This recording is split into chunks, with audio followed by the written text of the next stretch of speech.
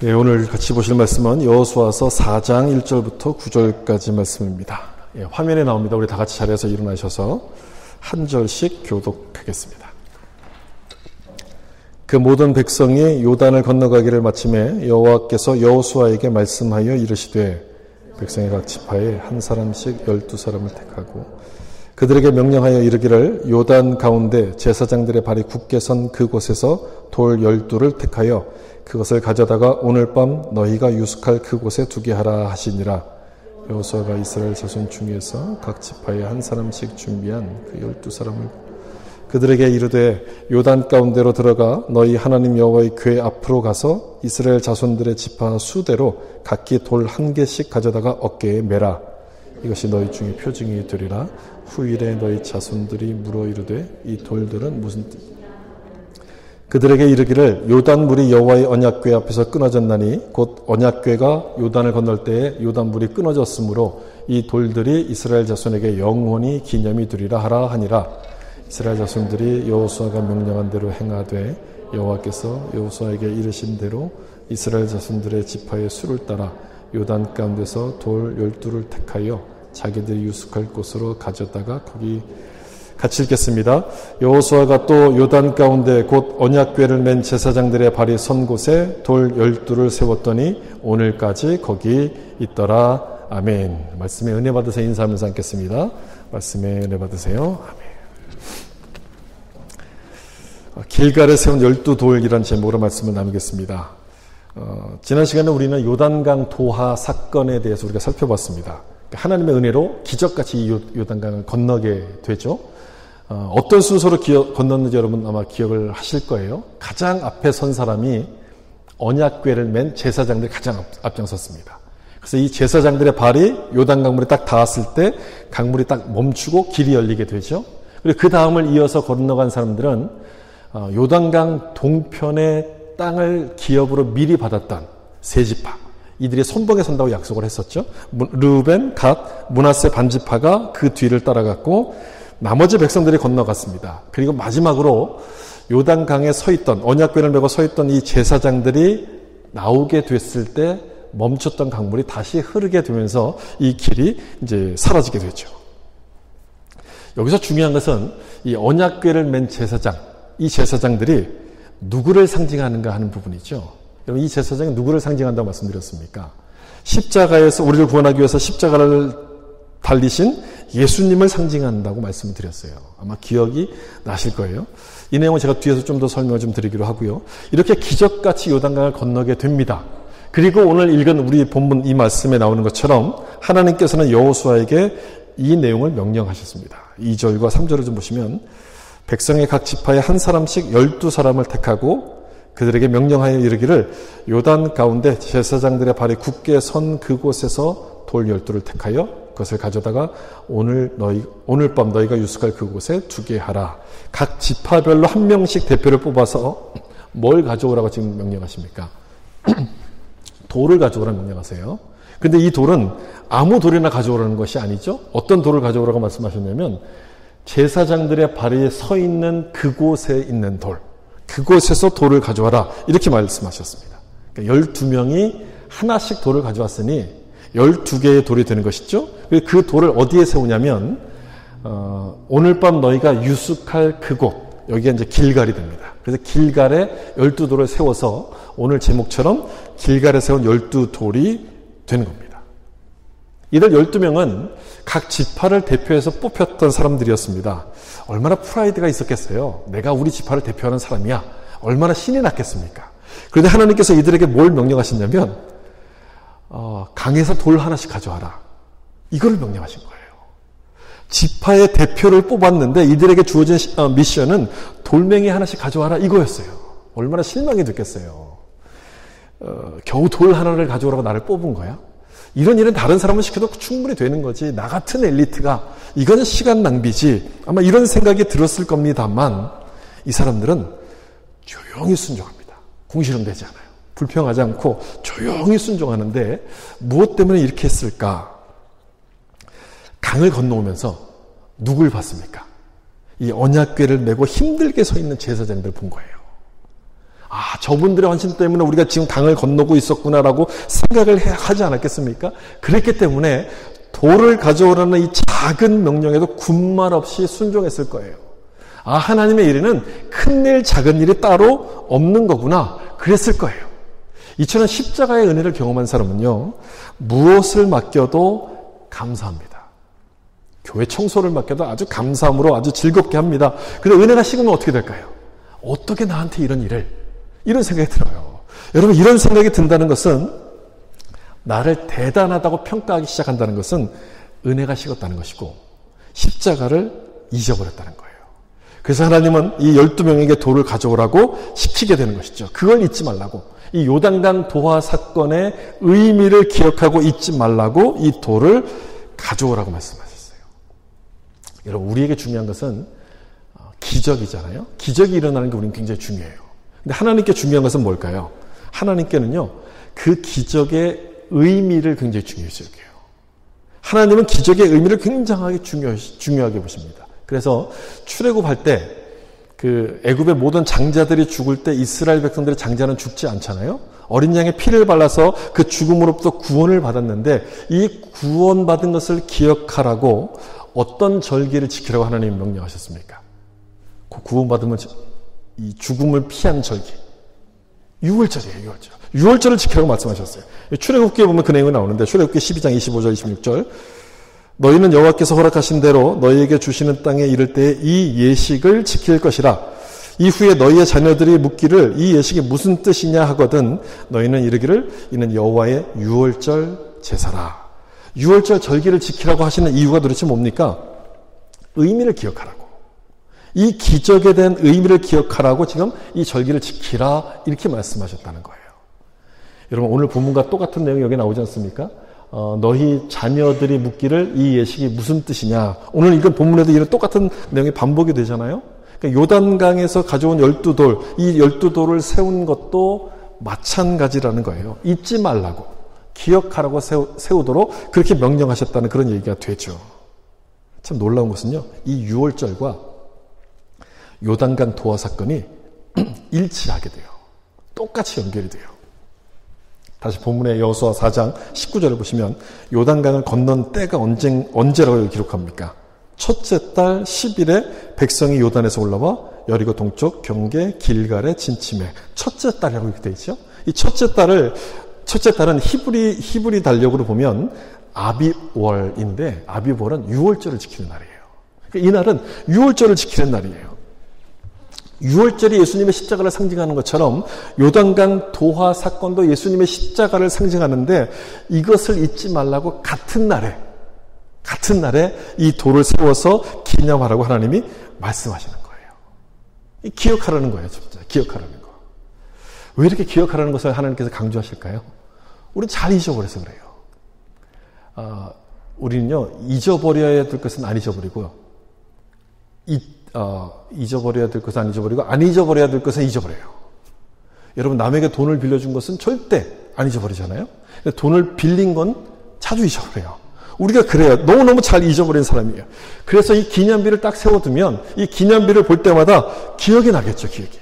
이게 보통 돌입니까? 아무 돌이나 가져온 게 아니잖아요. 어디서 이 돌을 가져왔습니까?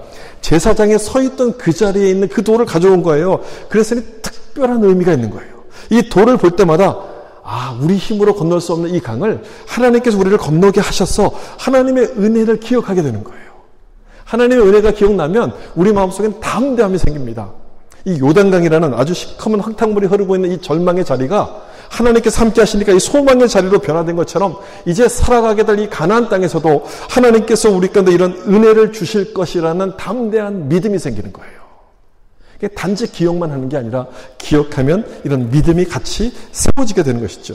그래서 길갈에 12돌을 세우라고 말씀하세요. 이제 이스라엘 백성들은 요단강을 건넜으니까 여리고와의 전쟁을 지금 앞두고 있고요. 많은 어려운 일들이 앞에 기다리고 있습니다.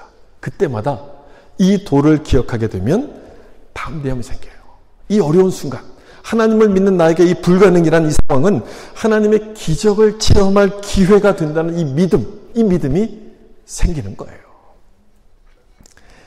이스라엘 백성들은 광야에 있을 동안에 한 가지 목표를 가졌어요. 가나안에 들어가는 거. 그 하나가 목표였어요. 가나안에만 들어가면 모든 게 다 끝난다. 모든 게 다 이제 잘 될 거다. 이런 생각을 했었어요. 여러분 마찬가지잖아요. 결혼 안 한 싱글들에게는 결혼만 하면 내 삶이 행복해질 것처럼 이렇게 생각이 되지 않습니까? 근데 어떻습니까? 실제 결혼하고 나면 진짜 위기는 결혼한 다음부터인 거예요. 그때부터 진짜 전쟁이 시작되는 거예요. 이스라엘 백성들도 마찬가지였어요. 가나안에 들어가기만 하면 모든 게 다 잘 될 거라고 생각했는데 진짜 위기는 가나안에 들어가면서부터 생기는 거예요. 광야에서는 보지 못했던 이 수많은 우상숭배의 유혹들이 이 이스라엘 백성들을 기다리고 있었어요. 그래서 하나님께서 미리 뭘 준비시켰냐면 믿음으로 이들과 싸워서 이기라고 기념비를 세우도록 그렇게 말씀하신 거예요. 그래서 12개의 돌, 이 기념비는 이 이스라엘 백성들에게 하나님의 은혜를 생각나게 만드는 것들이에요. 여러분 우리에게는 뭐가 그럴까요? 우리에게 하나님의 은혜를 생각나게 만드는 것들은 뭘까요? 예수님의 십자가를 생각하면 은혜가 생각나지 않습니까? 요단강을 건넌 것이 십자가를 상징하는 것처럼 길갈에 세운 이 12돌 역시 십자가를 상징하는 거예요. 이스라엘 백성들의 이 12돌을 보면서 하나님의 은혜를 되새긴 것처럼 우리도 십자가를 보면서 하나님의 은혜를, 날 구원하신 그 은혜를 되새겨야 되는 거예요. 우리가 구원받고 다시 생명을 얻게 된 것은 십자가였기 때문에 믿음이 흔들릴 때마다 십자가를 바라봐야 되는 것이고 십자가를 붙들어야지 이 유혹을 이길 수 있게 되는 것이죠. 신명기 말씀 좀 볼까요? 신명기 8장 13절 14절인데 여기 보시면 내 소와 양이 번성하며 내 은금이 증식되며 내 소유가 다 풍부하게 될 때에 내 마음이 교만하여 내 하나님 여호와를 잊어버릴까 염려하노라. 여호와는 너를 애굽 땅 종되었던 집에서 이끌어내시고. 이 말씀은 모세가 죽기 전에 이스라엘 백성들에게 마지막으로 당부했던 말씀이에요. 너희가 가나안 땅에 들어가면 풍족한 삶을 살 거다. 풍족한 삶을 사는데 그렇게 되면 하나님을 잊어버리게 되고 타락하게 되니 조심하라. 이런 말씀이에요. 조심하라. 조심하지 않으면 물질의 풍요가 너희 믿음을 무너뜨리게 될 것이다. 지금 이 경고의 말씀이거든요. 근데 여러분 이 말씀을 보면 우리가 좋아하는 게 여기 다 있지 않습니까? 번성하며 재산이 늘어나고요. 소유가 풍부해져요. 우리가 좋아하는 게 다 있어요. 우리가 늘 기도하는 거예요. 우리가 늘 꿈꾸는 거고 소망하는 것들인데 이 모든 것들이 다 있는데 이것들이 잘못되면 우리 믿음을 무너뜨릴 수 있다는 거예요. 정말 그렇죠. 이런 일들은 우리 지금 눈앞에서 지금 보고 있지 않습니까? 예전에 한국교회는 예전 20년, 30년 전에 한국교회는 굉장히 많이 부흥을 했었어요. 그때는 참 가난하고 힘들게 살던 시절이었기 때문에 광야에 있었던 이스라엘 백성들처럼 모든 교회 성도님들이요 하나님을 찾고 막 하나님께 매달렸습니다. 열심히 이제 기도했어요. 그러면서 막 교회가 이제 성장했죠. 그러다가 언제 한국 교회 성장이 멈추는지 아십니까? 언제 멈추냐면 주 5일째 근무가 시작되면서 멈춰요. 지갑이 두툼해져요. 그리고 이제 5일만 근무하니까 잘 살게 되니까 여행을 가기 시작해요. 여행을 가기 시작하면서 교회를 안 나가게 됩니다. 예전에 가졌던 그 간절함, 이 간절함들이 다 사라져버리고 하나님보다 돈을 더 의지하기 시작하게 돼요. 그때부터. 그래서 한국 교회가 그때부터 성장을 멈추기 시작해요. 이건 교회 역사에서 모든 어떤 시대에도 똑같은 상황이 일어나요. 경제가 성장하면 교회는 쇠퇴해요. 경제 성장과 신앙의 모습은 반비례하는 거예요. 하나님은 그걸 하셨기 때문에 지금 이 말씀을 하시는 거예요. 은혜를 잊지 말라고. 은혜를 잊지 않도록 이 돌로 기념비를 세우라. 이렇게 말씀하시는 거예요. 어떤 분들에게는 하나님의 말씀이 기념비가 될 것이고 또 어떤 분들에게는 좋아하는 찬송이 기념비가 될 거예요. 아니면 특별한 사건이 기념비일 수도 있습니다. 여러분의 기념비는 뭔가요? 하나님의 은혜를 되새기게 만드는 그 기념비. 그게 뭔가요? 나중에 이제 예배 끝나고 구역예배 하시다면 그런 것들을 좀 나눠보시면 좋을 것 같은데 어떤 것이든지 하나님의 은혜를 되새길 그 기념비를 내가 가지고 있을 때 우리 믿음을 지킬 수 있게 되는 것이고 그 모습이 하나님이 기뻐하시는 모습이 된다는 것을 여러분 기억하시길 바랍니다. 다시 본문으로 와서 여호수아 4장 21절 22절을 좀 보시면 이스라엘 자손들에게 말하여 이르되 후일에 너희와 자손들이 그들의 아버지에게 묻기를 이 돌들은 무슨 뜻이니까 하거든 너희는 너희 자손들에게 알게 하여 이르기를 이스라엘이 마른 땅을 밟고 이 요단을 건넜습니다. 기념비를 세운 또 다른 목적이 이 말씀이 나오죠. 첫 번째 목적은 잊어버리지 않도록 하는 것이 이제 첫 번째 목적이었고, 두 번째 목적은요, 자녀들에게 가르치라고 이걸 세우라. 이렇게 말씀하셨어요. 자녀들에게 가르치라고. 이 돌은 요단 강물 속에 있는 돌을 가져왔습니다. 다른 돌과 모습이 달랐을 거예요. 여러분 수석 같은 걸 보면 굉장히 예쁘잖아요. 물에 깎이고 다듬으면서 굉장히 반짝거리고 예쁘잖아요. 아마 그런 모양이었을 것 같아요. 수석처럼 매끈하고 아마 특별하게 색깔도 특별한 색깔을 가진 그런 돌이었을 것 같아요. 이런 돌이 12개가 이렇게 쭉 세워져 있으니 요단강의 기적을 경험하지 못한 아이들이 볼 때는 궁금한 거예요. 아버지 이 돌이 뭐예요? 뭘 뜻하는 거예요? 이렇게 물어보겠죠? 그러면 그때 이 아이들에게 그 내용을 알려주라는 거예요. 이 내용을 알려주라는 얘기는 다시 말하면 이 아이들에게 신앙을 물려줘라. 그 말씀을 하시는 거예요. 그래야지만 이 복음이 끊어지지 않고 계속해서 이어져 갈 것이기 때문에 신앙을 유산으로 물려줄 것을 하나님이 말씀하는 내용입니다. 신앙의 유산에 대한 말씀인 거죠. 여러분들은 뭐가 중요하다고 생각하십니까? 아이들에게 재산을 물려주는 게 중요할까요? 아니면 신앙을 물려주는 게 중요할까요? 뭐가 더 중요할까요? 신앙을 물려주기보다는 재산을 물려주려고 노력하는 사람들이 점점 많아지는 걸 보면 아마 재산을 더 중요하게 생각하는 것 같아요. 왜 그럴까요, 근데? 왜 우리가 이렇게 됐을까? 가만 생각해보면 우리가 살고 있는 이 사회가 자본주의 사회이기 때문에 아마 그런 것 같죠? 자본주의 사회 속에서 사니까 이 자본주의는 돈이 중심이 되는 사회예요. 돈이 주인이 되는 사회. 그런 사회 속에서 살다 보니까 우리는 정말 돈의 힘을 이렇게 느끼는 거예요.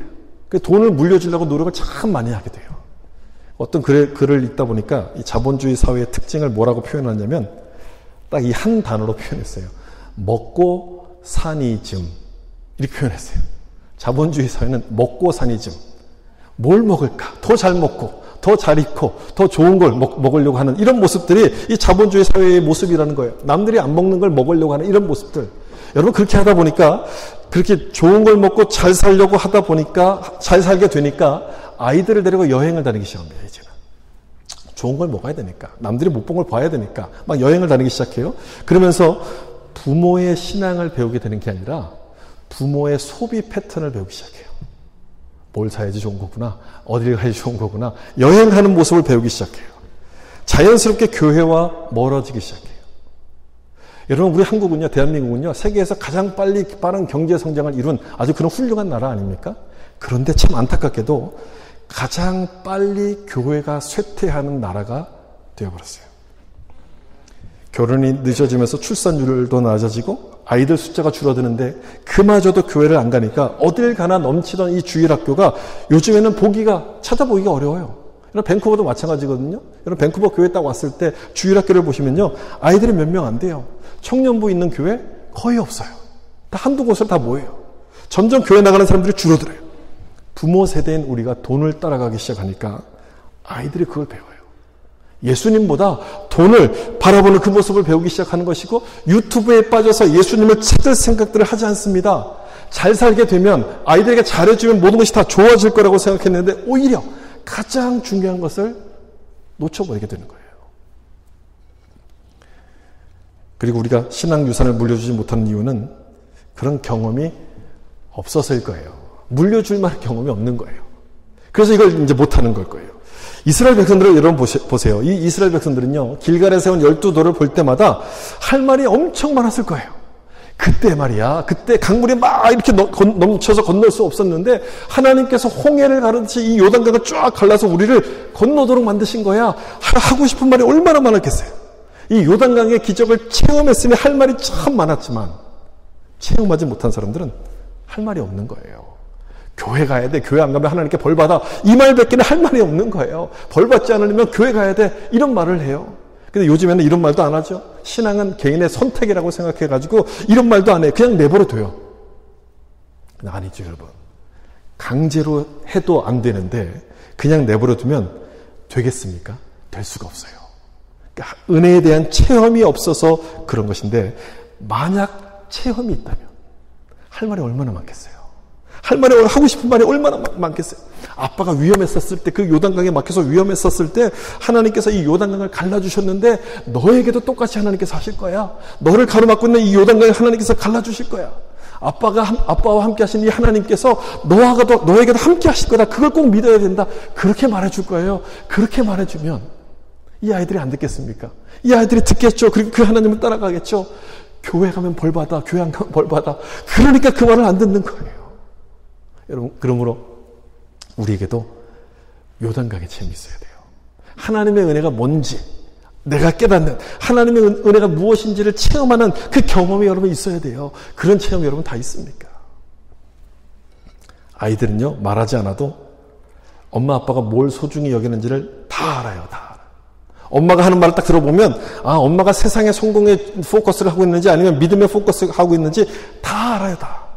나는 옆으로 걸어가면서 아이들 보러 똑바로 걸어가라고 하면 안 되잖아요. 먼저 내 믿음을 바로 세운 다음에 그 믿음을 우리 자녀들에게도 물려줘야 돼요. 아무리 바쁘고 먹고 사는 게 힘들다 할지라도 이것만큼은 꼭 해야 된다는 거예요. 그래서 하나님도 이 바쁜 와중에 이렇게 하시잖아요. 오늘 본문에 요단강을 딱 건넜거든요.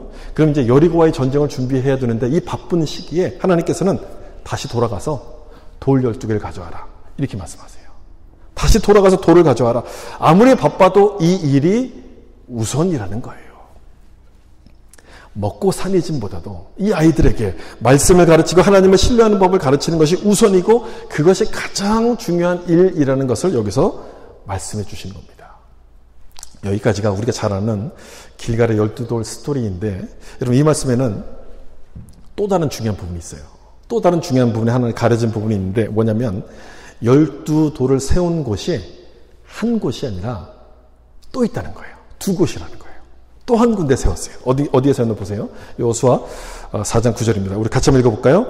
여호수아가 또 요단 가운데 곧 언약궤를 맨 제사장들의 발이 선 곳에 돌 12돌을 세웠나니 오늘까지 거기 있더라. 하나님의 명령은 길갈에 12돌을 세우라는 것이 하나님의 명령이었는데 여호수아는 제사장들이 서 있는 그 요단강 바닥에도 12돌을 세웠어요.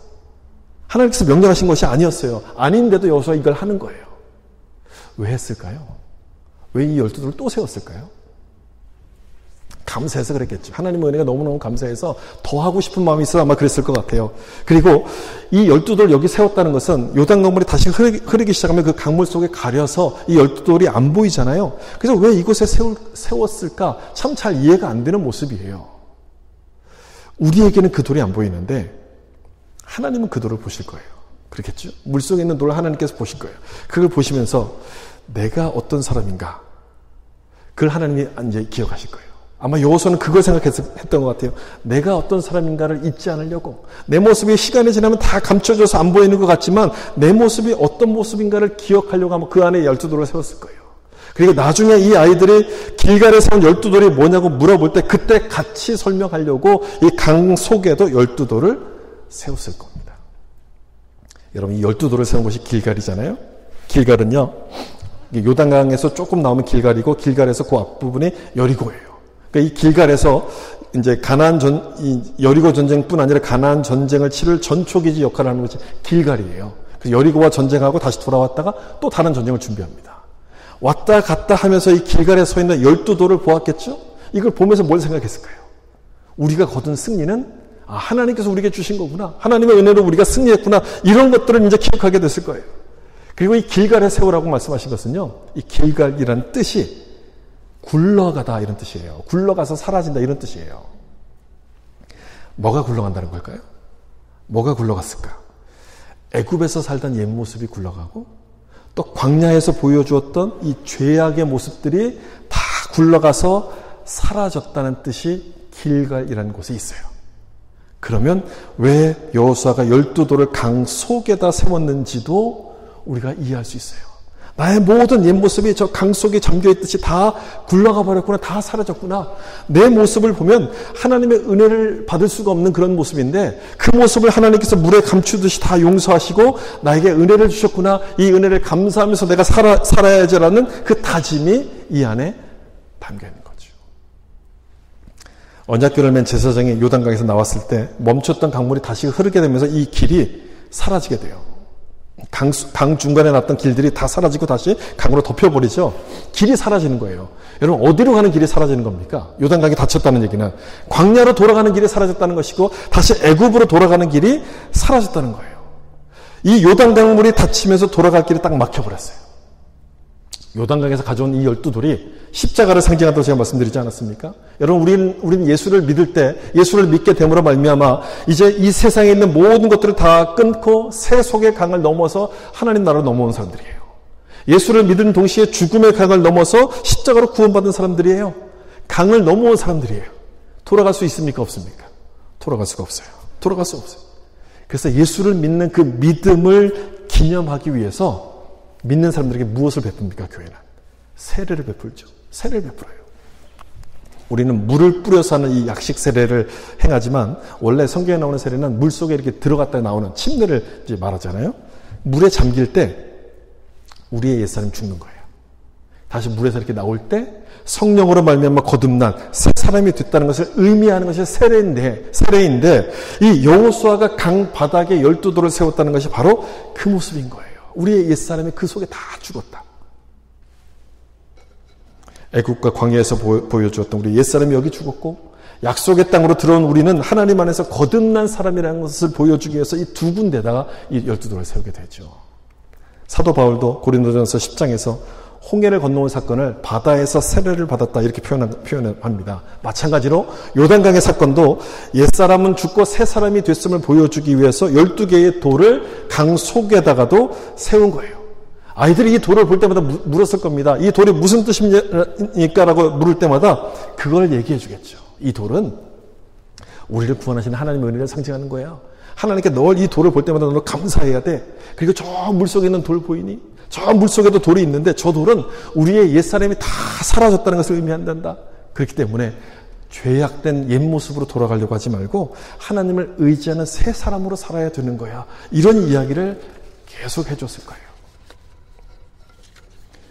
어떤 분들은 교회를 다니는데 자꾸 옛 모습으로 돌아가려고 하는 분들이 있어요. 그때가 좋았습니다. 막 그러면서 옛 모습으로 돌아가요. 여러분, 아닌 거죠. 요단강은 닫혔어요. 우리가 돌아갈 길이 이제는 없어요. 더 이상. 요단강이 이제 열렸던 요단강들이 이제 닫혀서 돌아갈 길이 없는 거예요. 쟁기를 잡고 뒤를 돌아보는 자는 하나님 나라에 합당하지 않다고 말씀하신 것처럼 우리는 약속의 땅에 뒤를 돌아보는 사람들은 약속의 땅에 들어갈 수가 없는 거예요. 물속에 있는 돌이 우리 눈에는 안 보이니까 과거를 자꾸만 잊어버리는 거예요.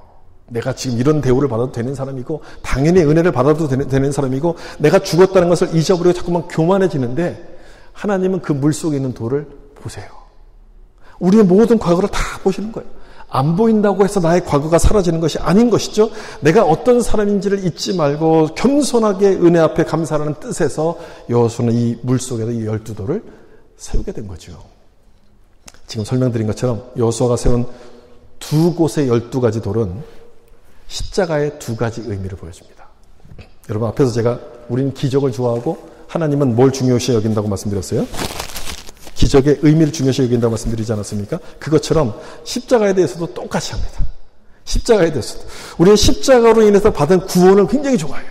하나님이 나 같은 사람을 구원하셨다니 하나님 너무너무 감사합니다. 이 구원받은 것이 기적 아닙니까? 그래서 그 기적만 좋아해요. 기적만.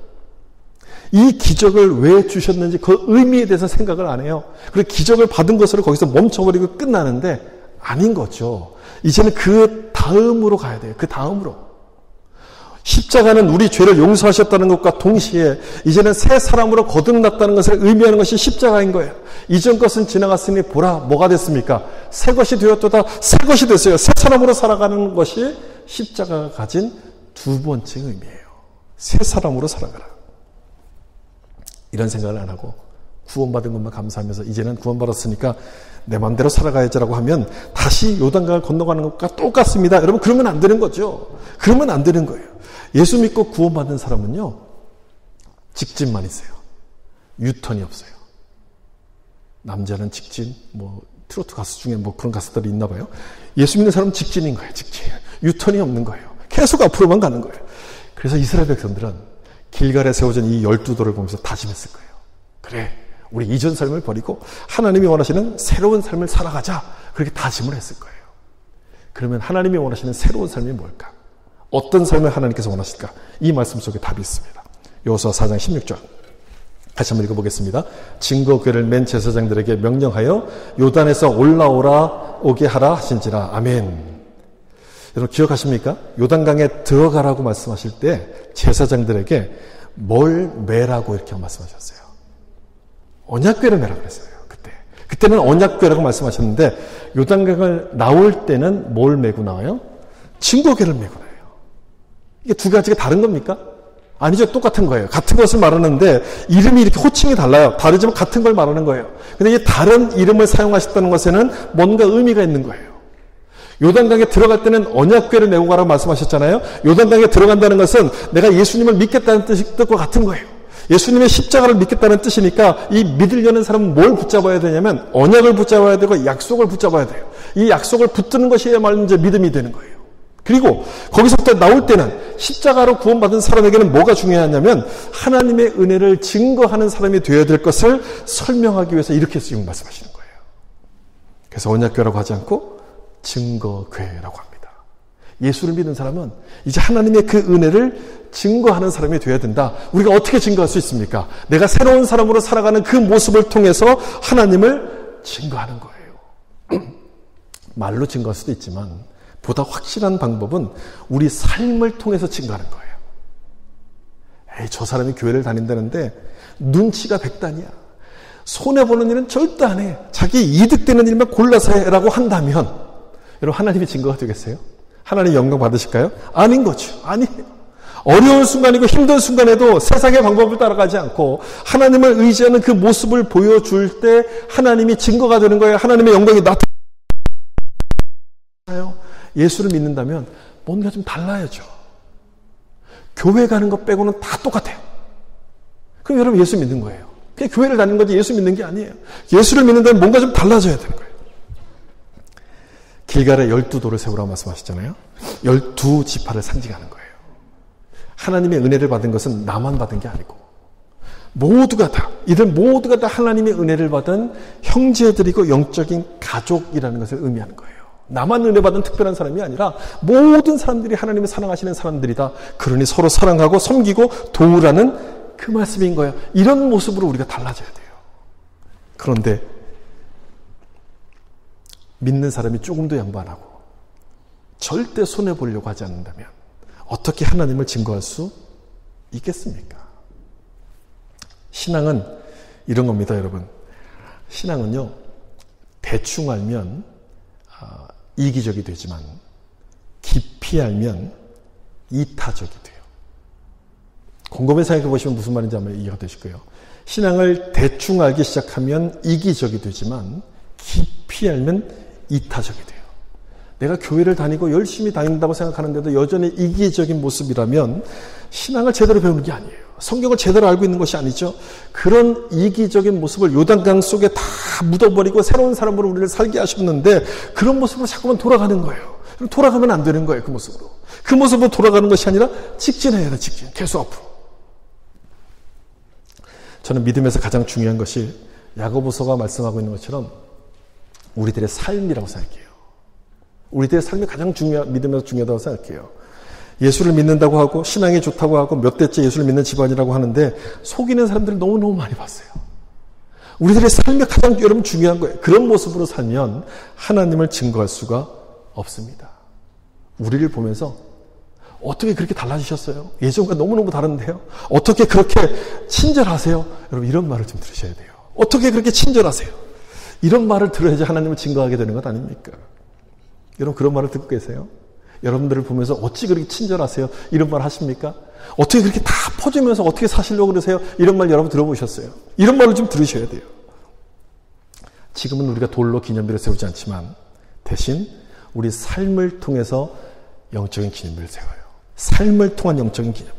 우리의 옛사람이 죽고 말씀에 순종하는 새로운 삶을 살아가게 될 때 그 모습을 통해서 하나님의 살아계심이 나타나게 되는데 여러분들은 이런 영적인 기념비를 세워가고 있습니까? 하나님 말씀대로 사는 것이 힘들고 순종이 힘들어서 다시 옛 모습으로 돌아가고 싶을 때 그때마다 나를 구원하신 그 십자가를 기억하고 붙드셔서 길갈의 12돌처럼 영적인 기념비를 세워갈 수 있기를 예수님의 이름으로 축원합니다. 기도하겠습니다.